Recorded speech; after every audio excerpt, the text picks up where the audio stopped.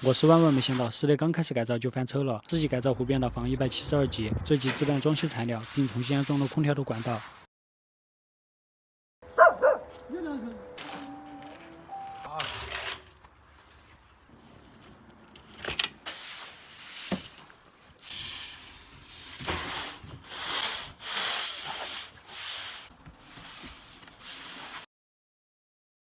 2吨多，休息一会。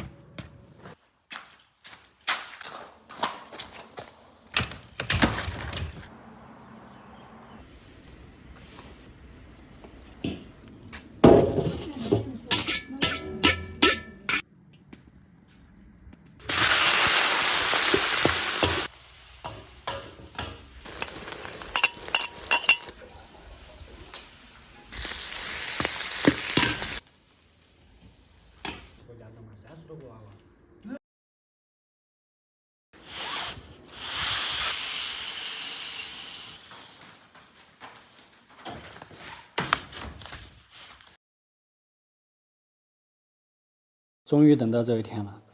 现在1楼装修的基础材料算是集齐了哈，吊顶我就用这种轻钢龙骨，因为轻钢龙骨对于我这种新手来说的话，施工可能更简单一点。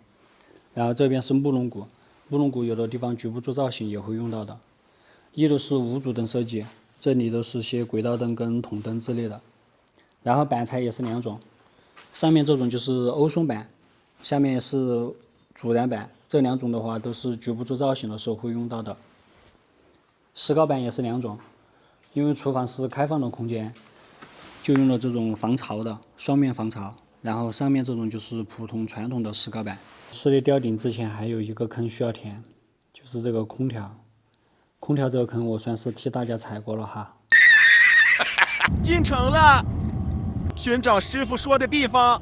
长知识哈，这里的铜管它不是按长度来卖的，不论大小都是按重量来算的，就是12的。上面这种是16的，这个差别还是比较大的。有嘛，你多几点都可以，反正你不要差。这里就按照重量计算。看一下这个铜管，这个铜管明显要粗得多。然后这种保温也是听大家的建议，买的比较厚的。来都来了，吃碗牛肉面再回去吧。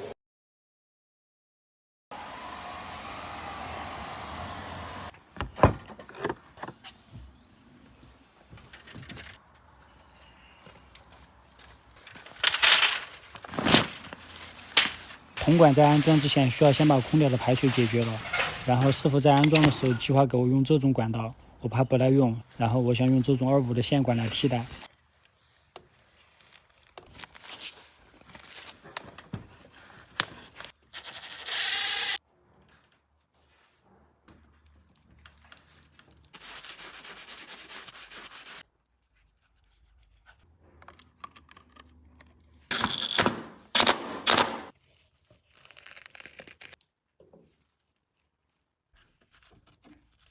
这根是客厅的，然后这个是厨房的排水管，它们2个汇接到这个位置，然后从这里流下来，从这里侧面开了个孔流到主水孔，这里有个存水弯，然后从这里流下来。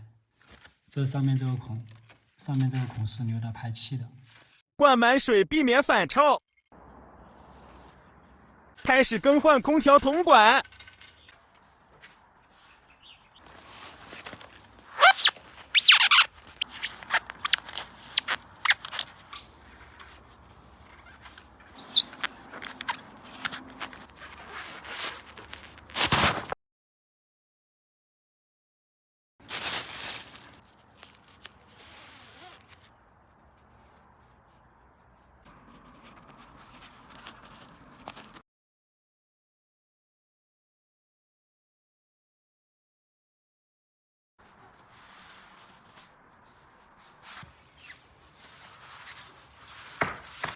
这根管道现在过不去了，兄弟们，现在要想办法把这里口格开大一点的。